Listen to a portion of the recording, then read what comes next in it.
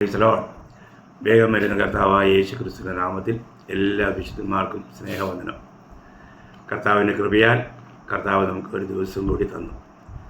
ഒരു ദിവസം കൂടി തരിക എന്ന് പറയുമ്പോഴത്തേക്കും നമ്മളെ സംബന്ധിച്ചിടത്തോളം നമുക്ക് ലഭിച്ചിരിക്കുന്ന സമയങ്ങൾ നമ്മൾ എത്ര തക്കത്തിൽ ഉപയോഗിക്കണം, എത്രമാത്രം ഗൗരവമുള്ള കാര്യമാണ്. നമ്മളൊരു പരീക്ഷ എഴുതുകയാണെങ്കിൽ ഇതാ നിങ്ങൾക്ക് 5 മിനിറ്റോടെ അനുവദിച്ചിരിക്കുന്നു എന്ന് പറയുമ്പോൾ ഒരുപാട് പേർക്ക് ഭയങ്കര സന്തോഷമാണ്. കാരണം അവർക്ക് എഴുതി തീർക്കാൻ ഇനിയും പലതും ഉണ്ടായിരുന്നു, അത് തീർക്കാൻ സമയം ലഭിച്ചല്ലോ എന്നുള്ള ആ വലിയ സന്തോഷം. ദൈവമക്കളെ, നമ്മൾ ഈ ദിവസങ്ങളിൽ ചിന്തിക്കുന്നതൊക്കെ എന്തിനെക്കുറിച്ചാണ്? ഒരു യഥാർത്ഥമായ ആത്മീയ മനുഷ്യൻ. നമ്മളൊരു ആത്മീയ മനുഷ്യനായിരിക്കണം.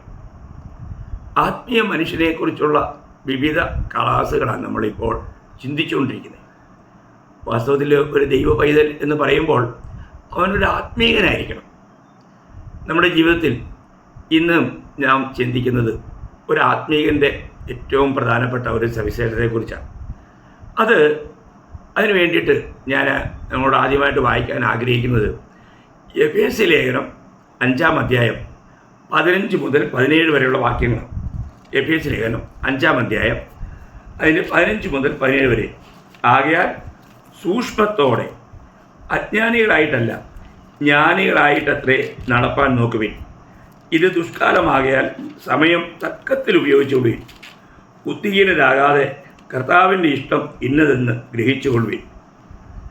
ഇവിടെ പൗലോസ്ലീഹ എഫേസ്യ സഭയോട് പറയുന്ന കാര്യങ്ങൾ എത്ര ശ്രേഷ്ഠമാണ്.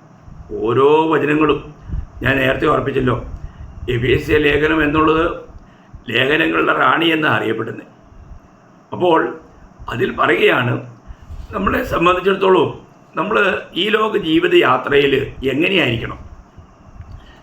നമ്മൾ ഉയരത്തിലെ ജ്ഞാനത്തെ നമ്മൾ പ്രാപിച്ചിട്ട് പ്രായോഗിക ജീവിതത്തിൽ ആ ജ്ഞാനത്തെ വെളിപ്പെടുത്തുന്നവരായിരിക്കണം ദൈവമക്കൾ. അപ്പം ഉയരത്തിലെ ജ്ഞാനം എവിടെ നിന്ന് കിട്ടും? അത് ദൈവവുമായിട്ടുള്ള സംസർഗത്തിലായിരിക്കുന്നവർക്ക് മാത്രം കിട്ടുന്നൊരു കാര്യമാണ്. അപ്പോൾ ദൈവീക സംസർഗത്തിലൂടെ, ദൈവീകമായിരിക്കുന്ന ഇടപെടലിലൂടെ നമ്മൾ ആ അറിവ് അല്ല, നമുക്കറിയാം 1 കൊരിന്ത്യർ 8:1 വായിക്കുന്നത് അറിവ് ചീർപ്പിക്കുന്നു എന്നാണ്. സ്നേഹമോ ആത്മീക വർധന വരുത്തുന്നു. അപ്പോൾ ഈ ലോകത്തിൻ്റെ അറിവും ഈ ലോകത്തിൻ്റെ ജ്ഞാനവും അല്ല നമ്മുടെ വിഷയം. ഞാൻ ഇന്നലെ അത് ഹിന്ദി സന്ദേശത്തിൽ പ്രത്യേകം പറയുകയുണ്ടായി. 1 തിമോത്തി 6:20-21 വാക്യങ്ങളിൽ ഈ ലോകത്തിൻ്റെ ജ്ഞാനം സ്വീകരിച്ചിട്ട് അനേകർ വിശ്വാസം വിട്ടകന്നു പോയതിനെക്കുറിച്ച് പറയുകയുണ്ടായി. ഞാൻ ആ വിഷയത്തിലേക്ക് ഇപ്പോൾ പോകുന്നില്ല. അപ്പോൾ നമ്മൾ ഒരു കാര്യം മനസ്സിലാക്കുക, നമ്മുടെ ജീവിതത്തിൽ നമുക്ക് ആവശ്യമായിരിക്കുന്നത് ഉയരത്തിലെ ജ്ഞാനമാണ്. ഈ ഉയരത്തിലെ ജ്ഞാനം നമുക്ക് ഈ ലോകത്തിൽ ലഭിക്കുവാനുള്ള ഏക മാർഗം എന്നുള്ളത് ദൈവവചനമാണ്. കാരണം ഈ തിരുവെഴുത്ത് അത് ദൈവത്തിൻ്റെ പുസ്തകമാണ്. അത് നിത്യതയെ നമുക്ക് വെളിപ്പെടുത്തി തരുന്ന, ആത്മാവാകുന്ന ദൈവത്തെയും ത്രിയേക ദൈവത്തെയും ആ ദൈവീക നമ്മളെക്കുറിച്ചുള്ള പദ്ധതികളെയൊക്കെ വെളിപ്പെടുത്തി തരുന്ന ആ ഒരു പുസ്തകമാണ്. അതുകൊണ്ട് തന്നെ ഈ പുസ്തകത്തിലൂടെ വേണം നമ്മൾ യഥാർത്ഥമായിട്ടും അറിവുള്ളവരായി തീരുവാൻ, അല്ലെങ്കിൽ ജ്ഞാനികളായി തീരുവാൻ. ഇതിൽ പറഞ്ഞിരിക്കുന്ന കാര്യങ്ങൾ നമ്മൾ വളരെ ഗൗരവമായിട്ട് കേട്ടനുസരിക്കണം. അപ്പോൾ ഇവിടെ പൗലോസ്ലീഹ പറയുന്ന കാര്യങ്ങളെ നമ്മളൊന്ന് ശ്രദ്ധിക്കണേ. ആകയാൽ സൂക്ഷ്മത്തോടെ അജ്ഞാനികളായിട്ടല്ല ജ്ഞാനികളായിട്ടത്രേ നടപ്പാൻ നോക്കുവിൻ. അപ്പം നമ്മുടെ നമ്മുടെ നടപ്പ് എന്നുള്ളത് ജീവിതത്തെ കാണിക്കുന്നതാണല്ലോ. അപ്പോൾ നമ്മുടെ ജീവിതം എങ്ങനെയായിരിക്കണം? നമ്മൾ അജ്ഞാനികളായിട്ട്, അല്ലെങ്കിൽ അജ്ഞാനി എന്ന് പറഞ്ഞാൽ ഇവിടെ ഉദ്ദേശിക്കുന്നത് ഈ ലോക മനുഷ്യനെ കുറിച്ചാണ്. നമ്മൾ ഈ ലോകക്കാരെ പോലെയൊക്കെ ആയി ജീവിക്കാതെ നമ്മൾ ജ്ഞാനികളായിട്ട്, നമുക്ക് ആ സ്വർഗീയമായ ജ്ഞാനം പ്രാപിച്ചവരായിട്ട് നമ്മൾ ജീവിക്കണം. അതിനെക്കുറിച്ച് നമ്മൾ വളരെ ബോധവാന്മാരായിരിക്കണം. നമ്മൾ എങ്ങനെയെങ്കിലും ജീവിക്കേണ്ടവരല്ല. അപ്പോൾ അവിടെ പറയുകയാണ്, നമ്മൾ വളരെ സൂക്ഷ്മതയോടെ ജീവിക്കണം. സൂക്ഷ്മത എന്നുള്ളത് വളരെ പ്രത്യേകമായിട്ടും നമ്മൾ സൂക്ഷിക്കേണ്ട കാര്യമാണ്. നമ്മുടെ ഓരോ കാര്യങ്ങളിലും നമ്മൾ സൂക്ഷ്മതയുള്ളവരായിരിക്കണം. ഈ സൂക്ഷ്മതയില്ലാത്തത് കൊണ്ട് തന്നെ എത്രയോ സ്ഥാനങ്ങളിൽ ജനങ്ങൾ കഷ്ടപ്പെടുന്നു. അവർക്ക് അനേകം നഷ്ടങ്ങൾ സഹിക്കേണ്ടി വരുന്നു. കാരണം അവരുടെ സൂക്ഷ്മത കുറവാണ്. നമ്മളെല്ലാത്തിലും സൂക്ഷ്മതയുള്ളവരായിരിക്കണം വളരെയധികം. എന്ന് പറഞ്ഞാൽ നമ്മുടെ ഇന്നത്തെ അനേക വ്യക്തിബന്ധങ്ങൾ പോലും തകരാൻ കാരണം നമ്മുടെ സൂക്ഷ്മതയില്ലായ്മയാണ്, അല്ലെങ്കിൽ പരിജ്ഞാനമില്ലായ്മയാണ്, നമ്മുടെ അറിവുകേടുകളാണ്. അപ്പോൾ നമുക്ക് എല്ലാവരുമായിട്ടുള്ള യഥാർത്ഥമായ നല്ല സ്നേഹബന്ധത്തിൽ പോകണമെങ്കിൽ നമ്മൾ ജ്ഞാനികളായിട്ട് നടക്കണം. നമ്മുടെ നടപ്പിനെക്കുറിച്ച് ഒരുപാട് കാര്യങ്ങൾ തിരുവഴുത്തിൽ പറയുന്നുണ്ട്. നമ്മൾ ഇതിനു മുൻപ് ചിന്തിച്ചിട്ടുണ്ട്. നമ്മൾ വിളിക്ക് യോഗ്യമാവണ്ണം നടക്കണം, ദൈവത്തിന് യോഗ്യമാവണ്ണം നടക്കണം, സുവിശേഷത്തിന് യോഗ്യമാവണ്ണം നടക്കണം. അപ്പം അങ്ങനെ നമ്മുടെ നടപ്പിനെക്കുറിച്ച് അനേക കാര്യങ്ങൾ തിരുവഴുത്ത് പറയുന്നുണ്ട്.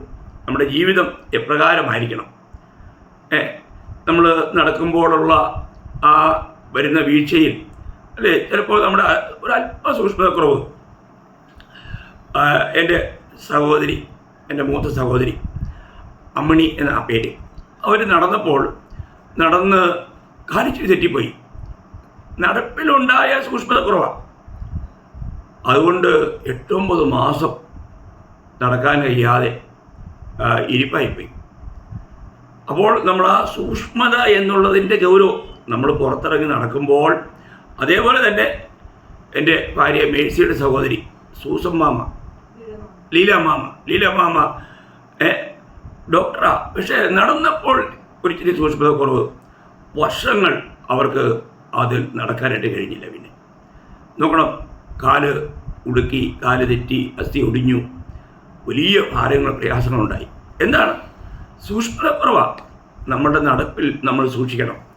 നടക്കാന്ന് പറഞ്ഞാൽ ഞാൻ പറഞ്ഞല്ലോ, നമ്മുടെ ജീവിതത്തിലെ ഏത് ഭാഗത്തിലൂടെയും എല്ലാ കാര്യങ്ങളിലും നമ്മൾ വളരെ സൂക്ഷ്മതയുള്ളവരായിരിക്കണം. നമ്മുടെ സൂക്ഷ്മത കുറവുകൊണ്ട് തന്നെ എന്തുമാത്രം വീഴ്ചകളാണ് നമ്മൾ അനുഭവിക്കുന്നത്. നമ്മുടെ ജീവിതത്തിൽ തന്നെ നമ്മൾ പരിശോധിച്ച് കഴിഞ്ഞാൽ, ഞാനത് സൂക്ഷിച്ചിരുന്നെങ്കിൽ എനിക്ക് അബദ്ധം പറ്റുകയില്ലായിരുന്നു. നമുക്ക് പലപ്പോഴും നമ്മൾ പലരുമായിട്ട് ബന്ധപ്പെടുമ്പം പോലും നമ്മൾ അവരെ സൂക്ഷിക്കാറില്ല. സൂക്ഷിക്കണം പ്രിയമുള്ളവരെ. ഏത് കാര്യത്തിലും നമ്മൾ സൂക്ഷ്മതയുള്ളവരായിരിക്കണം. എല്ലാ കാര്യങ്ങളിലും നമുക്ക് സൂക്ഷ്മതയുണ്ടായിരിക്കണം. നമ്മൾ വായിക്കുമ്പോൾ നമുക്ക് സൂക്ഷ്മത വേണം. നമ്മുടെ എത്രമാത്രം നമ്മുടെ ഏകാഗ്ര ഹൃദയത്തോടു കൂടി നമ്മൾ വചനം വായിക്കണം, വചനം കേൾക്കണം. എവിടെയും ഈ സൂക്ഷ്മത എന്നുള്ളത് നമുക്കറിയാം, അതൊക്കെ ഈ സയൻറ്റിസ്റ്റിനോട് ചേർന്നുള്ള ഒരു പ്രയോഗമാണ്. സയൻറ്റിസ്റ്റ് ഓരോ കാര്യങ്ങളിലും വളരെ സൂക്ഷ്മതയുള്ളവരായിരിക്കും. ഈ സ്വർണ്ണ ഇതൊക്കെ നടത്തുന്നവർ വളരെ സൂക്ഷ്മതയുള്ളവരായിരിക്കും. അവരതിനെ വളരെ സൂക്ഷ്മതയോടെ വീക്ഷിച്ചുകൊണ്ടിരിക്കും. അതേ പ്രയോഗമാണ് നമ്മുടെ ആത്മീയ ജീവിതത്തോടുള്ള ബന്ധത്തിൽ നമ്മൾ സൂക്ഷ്മതയുള്ളവരായിരിക്കണം. നമ്മുടെ വാക്കുകളിലും നമ്മുടെ നടപ്പിലും നമ്മുടെ ഇടപാടുകളിലെല്ലാം. അപ്പോൾ യഥാർത്ഥമായിരിക്കുന്ന ഒരു ജ്ഞാനിയുടെ ലക്ഷണമാണ് ഒന്ന്, അവർ സൂക്ഷ്മതയുള്ളവരായിരിക്കും. ജീവിതത്തിൽ വീഴ്ചകൾ വരാതെ, താഴ്ചകൾ വരാതെ അവരെ തന്നെ സൂക്ഷിക്കും. ദൈവനാമത്തിന് ദൂഷണം വരാതെ അവരെ തന്നെ സൂക്ഷിക്കും. അപ്പം ഇവിടെ നമ്മളോട് പറയുന്നത് നമ്മൾ സൂക്ഷ്മതയുള്ളവരായിരിക്കണം. അതാണ് ഒന്നാമത്തെ കാര്യം.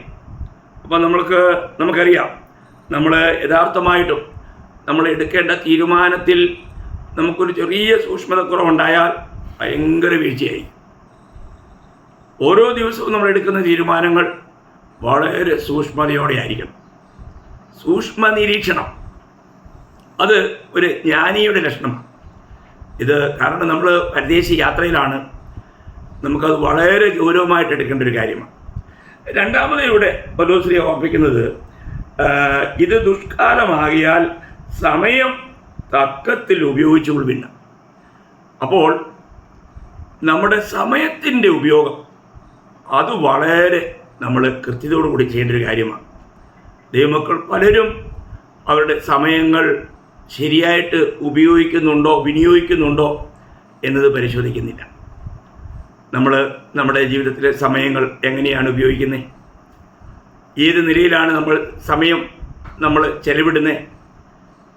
അവിടെ വായിക്കുന്നത് ഇത് ദുഷ്കാലമാകയാൽ, അതാണ് അതിൻ്റെ ഏറ്റവും വലിയ ഒരു വലിയ ശക്തമായ മുന്നറിയിപ്പുണ്ട്. ഇത് ദുഷ്കാലമാണെന്ന്. നമുക്കറിയാം, ഇന്നത്തെ പോലെ മനുഷ്യർ തെറ്റിപ്പോകുന്ന ഒരു അവസ്ഥ ഈ ലോകത്തിൽ ചരിത്രത്തിൽ ഉണ്ടായിട്ടില്ല. അതുപോലെ നമ്മുടെ വിലപ്പെട്ട സമയങ്ങൾ, നമുക്കെല്ലാവർക്കും ലഭിക്കുന്ന സമയം, നമുക്കറിയാം ഈ ലോകത്തിലെ എല്ലാ കാര്യങ്ങളിലും മിക്കവാറും ജനങ്ങൾക്ക് വ്യത്യാസമുണ്ട്. അല്ലെ, അറിവിൽ വ്യത്യാസമുണ്ട്, അവരുടെ നിറത്തിൽ വ്യത്യാസമുണ്ട്, അവരുടെ ധനത്തിൽ വ്യത്യാസമുണ്ട്, അവരുടെ ബന്ധങ്ങളിൽ വ്യത്യാസമുണ്ട്, അവരുടെ ജോലികളിൽ വ്യത്യാസമുണ്ട്, ഒരുപാട് വ്യത്യാസമുണ്ട്. എന്നാൽ എല്ലാവർക്കും ഒരുപോലുള്ളൊരു കാര്യമാണ് സമയം. അത് അമേരിക്കക്കാരനായാലും ഇന്ത്യക്കാരനായാലും ആഫ്രിക്കക്കാരനായാലും എല്ലാവർക്കും ഒരു ദിവസം 24 മണിക്കൂറാണ് കിട്ടുന്നത്. ആ സമയം നമ്മൾ എങ്ങനെ ഉപയോഗിക്കുന്നു എന്നുള്ള ആവശ്യം. അപ്പോൾ ഒരു ജ്ഞാനി ഈ സമയത്തെ വളരെ കൃത്യതയോടുകൂടി ഉപയോഗിക്കും. നമുക്കറിയാം, മടിയന്മാരാണെങ്കിൽ അവർക്ക് കിടക്ക വളരെ പ്രിയമാണ്. അവർ കിടക്കയെ സ്നേഹിക്കും. അവരിങ്ങനെ കിടന്ന് സമയം കളയും. സമയക്കൂലിയാണ്. അവർക്ക് അറിഞ്ഞുകൂടാ അവർക്ക് ലഭിച്ചിരിക്കുന്ന ഈ സമയം ഇന്നലെ എന്ന് പറയുന്ന ഒരു ദിവസം നമുക്ക് ഇനി കിട്ടുകയില്ല. ഇന്നലത്തെ ദിവസം അത് കഴിഞ്ഞുപോയി. ഇന്നലത്തെ മണിക്കൂറുകൾ കഴിഞ്ഞുപോയി. ഇന്നലത്തെ സെക്കൻഡുകൾ കഴിഞ്ഞുപോയി. അതൊരിക്കലും ഇനി നമുക്ക് ലഭിക്കുകയില്ല. അപ്പോൾ അങ്ങനെയാണെങ്കിൽ നമ്മൾ ചിലവിടേണ്ടത്, നമുക്ക് ലഭിച്ചിരിക്കുന്ന ഈ സമയം നമ്മൾ എങ്ങനെ ചെയ്യണം? തക്കത്തിൽ ഉപയോഗിപ്പി. അവിടെ പൗലോസ് പറയുകയാണ്, ഇത് ദുഷ്കാലമാകിയാൽ സമയം തക്കത്തിൽ ഉപയോഗിച്ചുകൊള്ളുക. അപ്പോൾ സമയത്തിൻ്റെ ഉപയോഗം നമ്മൾ എങ്ങനെയാണ്? അല്ലെ, ചിലർ കർത്താവായിട്ട് 10 വർഷമായി, പക്ഷെ ഒരു പ്രാവശ്യം പോലും ബൈബിൾ വായിക്കാനായിട്ട് അവർ കഴിഞ്ഞില്ല. നോക്കണം, അവർ സമയം എന്ത് ചെയ്തു? അവർക്ക് സമയം ലഭിക്കാനാണോ? സമയം ധാരാളം ലഭിച്ചു. പക്ഷെ ആ ലഭിച്ച സമയങ്ങൾ ദൈവത്തോടുള്ള കൂട്ടായ്മയിലായിരിക്കാനോ ദൈവവചനം വായിക്കാനോ പഠിക്കാനോ ഒന്നും ഉപയോഗിച്ചില്ല. നോക്കണേ, സമയം തക്കത്തിൽ ഉപയോഗിക്കണം. നമുക്ക് ലഭിക്കുന്ന ഇപ്പം എത്രയോ പേര് തങ്ങളുടെ അവസരം ഈ സമയം, അതിൻ്റെ അവസരം, അത് നമ്മൾ തക്കത്തിൽ ഉപയോഗിക്കണം. എത്രയോ പേർക്ക് മറ്റുള്ളവരോട് സുവിശേഷം പറയാൻ ദൈവം അവസരം ഒരുക്കാറുണ്ട്, പക്ഷെ അവർ പറയത്തില്ല. അപ്പോൾ അവർ സമയത്തെ ശരിയായിട്ട് ഉപയോഗിക്കുന്നില്ല. സമയത്തെ നമ്മൾ എന്ത് ചെയ്യണം? ഇന്ന് നമുക്കറിയാം, മൊബൈലും ടിവിയും വീഡിയോ ഗെയിമും ഇങ്ങനെയുള്ള കാര്യങ്ങളിലൂടെ ആൾക്കാർ എന്തുമാത്രം സമയങ്ങളാണ് ചെലവഴിക്കുന്നത്. മണിക്കൂറുകൾ ടിവിയുടെ മുമ്പിൽ ചെലവഴിക്കും, മണിക്കൂറുകൾ വീഡിയോ ഗെയിമിന് മുമ്പിൽ അതിന് വേണ്ടിയിട്ട് ചെലവഴിക്കും, മണിക്കൂറുകൾ മൊബൈലുമായിട്ട് തോണ്ടിക്കൊണ്ടിരിക്കും. നോക്കണേ, അവർ യഥാർത്ഥത്തിൽ ജ്ഞാനികളാണോ? അവർക്ക് യഥാർത്ഥത്തിൽ ഈ സമയത്തിൻ്റെ വില അവർക്ക് മനസ്സിലാകുന്നുണ്ടോ? പ്രിയമുള്ളവരെ, നമുക്ക് ലഭിച്ചിരിക്കുന്ന സമയത്തിൻ്റെയും അവസരത്തിൻ്റെയും കണക്ക് ചോദിക്കുന്ന ഒരു ദിവസമുണ്ടെന്നുള്ള കാര്യം മറക്കരുത്. ക്രിസ്തുവിനായ ശേഷം നമ്മുടെ സമയം, അതിൻ്റെ ഗൗരവം മനസ്സിലാക്കി നമ്മൾ എത്രമാത്രം അതിനെ തക്കത്തിൽ ഉപയോഗിക്കണം. പ്രിയമുള്ളവരെ, അത് ശരിയായ നിലയിൽ ഉപയോഗിക്കണം. നമുക്കിന്ന് ഈ സമയത്തെ തക്കത്തിൽ ഉപയോഗിക്കാത്തവൻ വെറും പോഷനാണ്.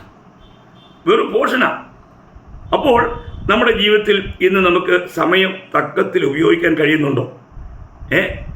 ഇന്ന് നമുക്ക് ലഭിച്ചിരിക്കുന്ന സമയം നമ്മൾ എന്തിനു വേണ്ടി ഉപയോഗിക്കുന്നു? നിത്യതയ്ക്ക് വേണ്ടിയാണോ, അതോ നമ്മുടെ ക്ഷണീകമായ ഈ ലോകത്തിൻ്റെ ജഡീകമായ സുഖങ്ങൾക്ക് വേണ്ടി, ജഡീക സന്തോഷങ്ങൾക്ക് വേണ്ടി നമ്മൾ ഉപയോഗിക്കുകയാണോ?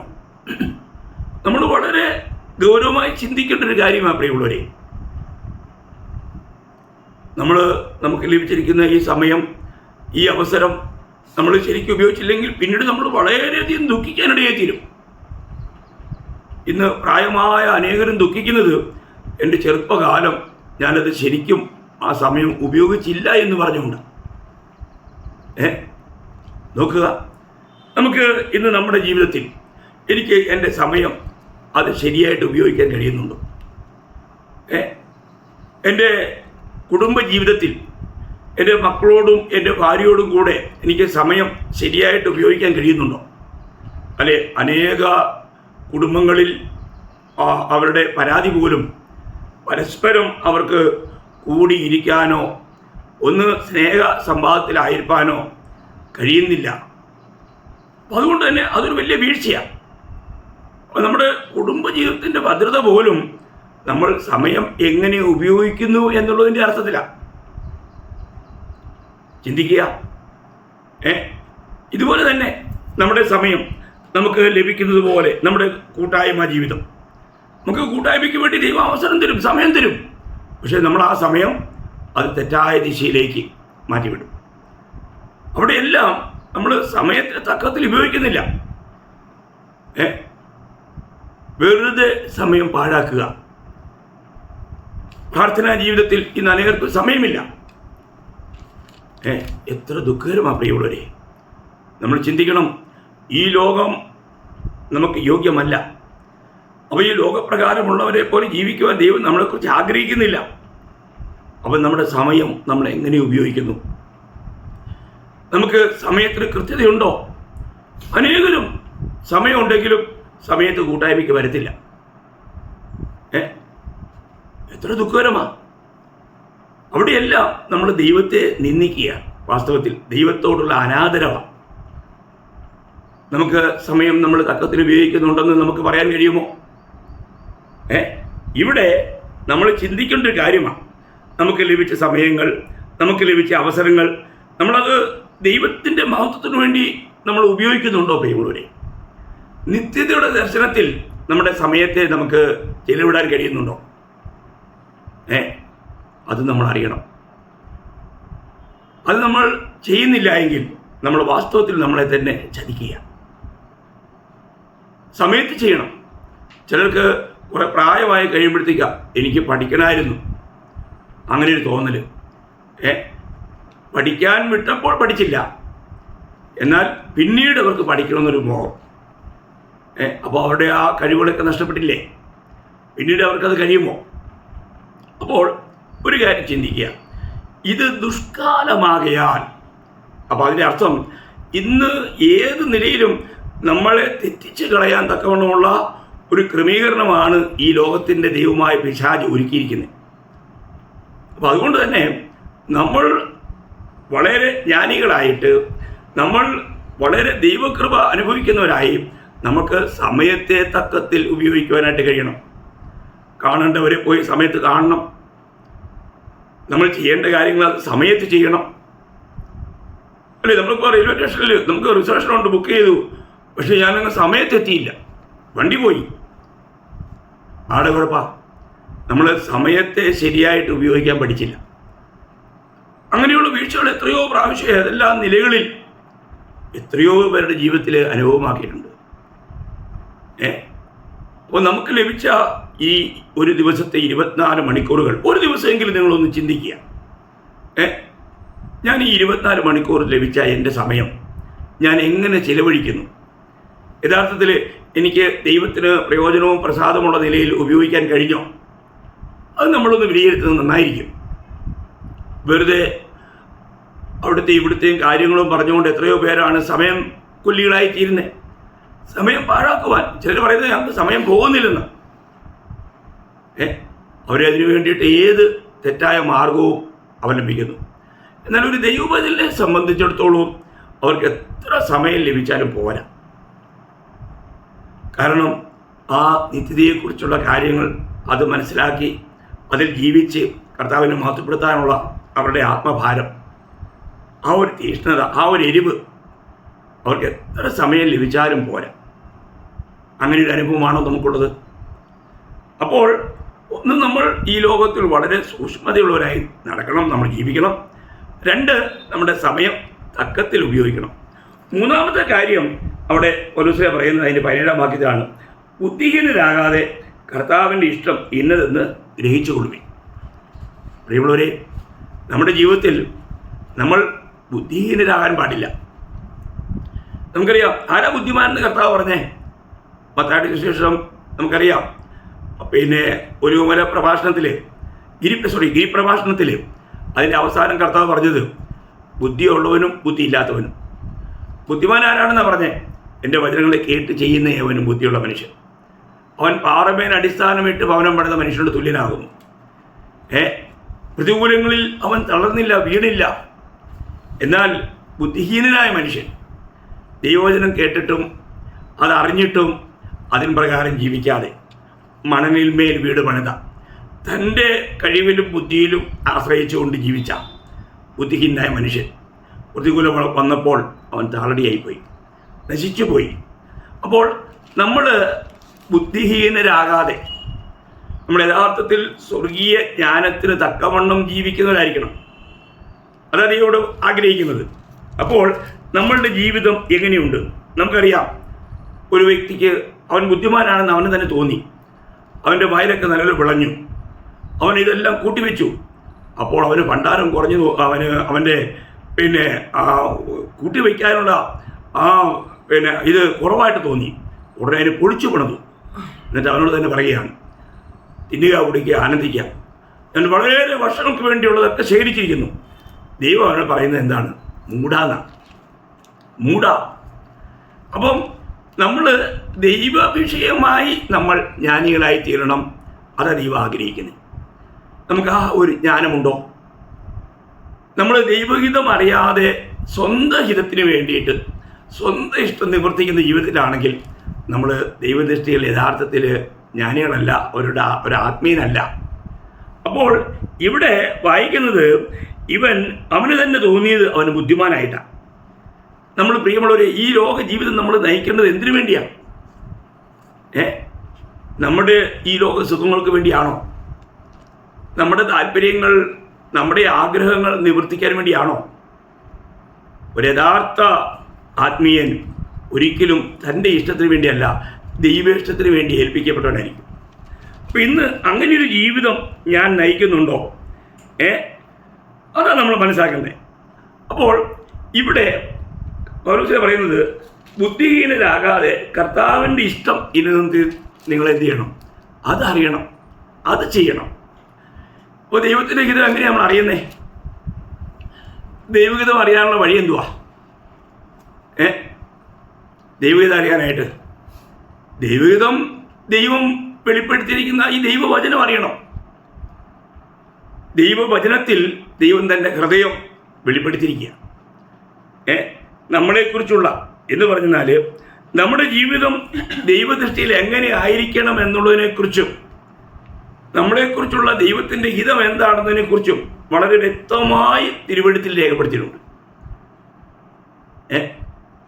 അപ്പോൾ അത് നമ്മൾ മനസ്സിലാക്കി അതിന് പ്രകാരം ജീവിക്കുന്നതാണ് യഥാർത്ഥത്തിൽ ഒരു യഥാർത്ഥ ജ്ഞാനിയുടെ ലക്ഷണം, അല്ല ഒരു ആത്മീയൻ്റെ ലക്ഷണം. ദൈവഹിതത്തിനുള്ളിൽ നമ്മളായിരിക്കുക. അപ്പോൾ ഈ ദൈവത്തിൻ്റെ വചനത്തിൽ എഴുതിയിരിക്കുന്നതിനെ ഓരോന്നും നമ്മൾ മനസ്സിലാക്കിയാൽ നമുക്ക് യാതൊരു പ്രയാസവുമില്ല ജീവിക്കാൻ. ഇപ്പം ഞാൻ മോഷ്ടിക്കണോ എന്നുള്ളതിന് വേണ്ടി പ്രാർത്ഥിക്കണോ? കർത്താവേ, എനിക്ക് മോഷ്ടിക്കാനായിട്ടൊരു പ്രേരണയുണ്ട്, ഞാനത് ചെയ്തോട്ടെ എന്ന് നമുക്ക് പ്രാർത്ഥിക്കണോ? ഇല്ല. തിരുവചനം പറഞ്ഞിട്ടുണ്ട് മോഷ്ടിക്കരുത്. എനിക്കൊരു കള്ളം പറയണം. കർത്താവേ, ഇവിടെ എനിക്കൊരു കള്ളം പറയാനാണ് എനിക്ക് താല്പര്യം, അത് ചെയ്യണോ കർത്താവേ എന്ന് നമ്മൾ ചോദിക്കണോ? വേണ്ട. കാരണം കള്ളം പറയരുതെന്ന് ദൈവത്തിൻ്റെ വചനത്തിൽ കൃത്യമായിട്ട് നമ്മളോട് പറഞ്ഞിരിക്കുക. പിന്നെ കൃത്യമായി പറഞ്ഞിരിക്കുന്ന ഒരു കാര്യത്തിന് വേണ്ടി നമ്മൾ പ്രാർത്ഥിക്കണോ? ഒരു വിശ്വാസി ദൈവത്തോട് പ്രാർത്ഥിക്കുക, കർത്താവേ, ഞാനൊരു അവിശ്വാസിയായ ഒരു സഹോദരിയെ സ്നേഹിക്കുന്നു, ഞാൻ അതിന് വിവാഹം കഴിച്ചോട്ടെ എന്ന് ചോദിക്കണോ? പ്രാർത്ഥിക്കണോ? വേണ്ട. കാരണം ഒരു വിശ്വാസിക്ക് അവിശ്വാസിയുമായിട്ട് യാതൊരു ബന്ധമില്ലെന്ന് വചനം കൃത്യമായി പറഞ്ഞിട്ടുണ്ട്. അപ്പോൾ നമുക്കിവിടെ കൃത്യതയോടുകൂടി ചിലപ്പോൾ നമുക്ക് ചില വിഷയങ്ങൾ പ്രാർത്ഥിക്കേണ്ടി വരുന്നത് എപ്പോഴാണെന്ന് ചോദിച്ചാൽ ദൈവത്തിന് വേണ്ടി. ഇപ്പോൾ നമുക്ക് രണ്ട് വിശ്വാസികളുടെ ആലോചന വരുന്നിരിക്കട്ടെ, ഒരു വിവാഹത്തിലുള്ള ബന്ധത്തിൽ. അവിടെ നമ്മൾ ദൈവസന്നിധിയിൽ പ്രാർത്ഥിക്കണം. കർത്താവേ, ഇവിടെ എനിക്ക് 2 ആലോചനകളാണ് വന്നിരിക്കുന്നത്, ഞാനിവിടെ ഇതിലേതാണ് തിരഞ്ഞെടുക്കേണ്ടതെന്ന് എന്നെ അവിടുന്ന് അറിയിക്കണമേ എന്ന് നമ്മൾ ആത്മാർത്ഥമായിട്ട് പ്രാർത്ഥിക്കുമ്പോൾ ദൈവം നമുക്ക് ആ കാര്യത്തിൽ ഒരു തിരഞ്ഞെടുപ്പിനൊരു സഹായം കൃത്യതയോടുകൂടി നമുക്ക് നൽകും. നമ്മൾ ചിന്തിക്കണം. അപ്പോൾ ഇല്ലെങ്കിൽ നമുക്ക് ആ കാര്യത്തിൽ അത്രമാത്രം കൃത്യതയോടെ അറിയുന്നില്ലെങ്കിൽ നമ്മൾ ദൈവദാസന്മാരോട് ചോദിക്കണം. നമ്മളെ ദൈവം നടത്തുവാനാക്കി വെച്ചിരിക്കുന്ന ആ മൂപ്പന്മാരോട് ചോദിക്കണം, എൻ്റെ ജീവിതത്തിൽ ഇങ്ങനെയൊരു കാര്യമുണ്ട്, ഇവിടെ ഞാൻ എന്താണ് ചെയ്യേണ്ടത്? അവരിലൂടെ നമുക്ക് ആലോചന ലഭിക്കും. അപ്പോൾ നമുക്ക് ഓരോ ദിവസവും കൃത്യതയോടുകൂടി ദൈവത്തിൻ്റെ വചനത്തിൽ എഴുതിയിരിക്കുന്ന ആ സത്യങ്ങളെ പ്രമാണിക്കുവാനായിട്ടുള്ള ഉത്സാഹം ഉണ്ടായിരിക്കണം. എന്നെക്കുറിച്ചുള്ള ദൈവഹിതം എന്ത്? നമുക്കറിയാം, 1 തെസ്സലോനിക്കർ 5:16-17 വാക്യത്തിൽ 3 കാര്യം എടുത്തു പറഞ്ഞിരിക്കുക. എന്താണ്? എപ്പോഴും സന്തോഷിപ്പിൻ, ഇടപെടാതെ പ്രാർത്ഥിപ്പിൻ, എല്ലാത്തിനും സ്തോത്രം ചെയ്യുവിൻ, ഇതല്ലോ നിങ്ങളെക്കുറിച്ചുള്ള ക്രിസ്തുയേശുവിൽ ദൈവേഷ്ടം. അപ്പോൾ ദൈവത്തിൻ്റെ ഇഷ്ടം വെളിപ്പെടുത്തിയിരിക്കുക. 1 തെസ്സലോനിക്കർ 4:3 എഴുതിയിട്ടുണ്ട്, നിങ്ങൾ വിശുദ്ധ ജീവൻ നയിക്കണം, അത് ദൈവേഷ്ടമാണ്. അപ്പോൾ ദൈവത്തിൻ്റെ ഇഷ്ടം ദൈവം നമുക്ക് വെളിപ്പെടുത്തി തന്നിട്ടുണ്ട്. ആ ഇഷ്ടത്തെ നമ്മൾ അറിഞ്ഞ് അതിൽ നിൽക്കണമെന്നുള്ളതാണ് ദൈവത്തിൻ്റെ ആഗ്രഹം. അപ്പം ഓരോ കാര്യങ്ങളിലും നമ്മൾ ദൈവേഷ്ടം നമ്മൾ തിരിച്ചറിയുവാൻ, അതിനുവേണ്ടി എന്ത് വില കൊടുക്കുവാൻ നമ്മൾ തയ്യാറുള്ളവരായിരിക്കണം. ഒരു യഥാർത്ഥമായിരിക്കുന്ന ജ്ഞാനിയാണെങ്കിൽ നഷ്ടപ്പെട്ടു പോകുന്ന കാര്യങ്ങൾ, നിത്യമായി നിലനിൽക്കുന്ന കാര്യങ്ങൾക്ക് വേണ്ടി നഷ്ടപ്പെടുത്തുവാൻ എപ്പോഴും ഉത്സാഹമുള്ളവനായിരിക്കും. വളരെ ശ്രദ്ധിക്കണം. ഈ ലോകത്തിൽ നഷ്ടപ്പെട്ടു പോകുന്ന കാര്യങ്ങൾ അത് കൊടുത്താൽ നിത്യതയ്ക്ക് വേണ്ടി നേടാൻ കഴിയുന്ന അനേക കാര്യങ്ങളുണ്ടെങ്കിൽ അതിനുവേണ്ടി നഷ്ടപ്പെടുത്താൻ നമ്മൾ തയ്യാറാകണം. അവനാണ് യഥാർത്ഥത്തിലുള്ള ജ്ഞാനി, അല്ലെങ്കിൽ ദൈവഭക്തൻ, ഒരു യഥാർത്ഥ ആത്മീയൻ. C.T. സ്റ്റൻഡ് ആണ് ഇങ്ങനെയൊരു കാര്യം പറഞ്ഞിട്ടുണ്ട്. പിന്നെ ഞാൻ ആ കാര്യം എന്ന് പറഞ്ഞാൽ, ദൈവത്തിന് വേണ്ടി ചെയ്തത് മാത്രം എന്നേക്ക് നിലനിൽക്കും. അങ്ങനെ ഒരു പ്രയോഗമാണ്, ഞാൻ പൂർണ്ണമായും മറന്നുപോയി.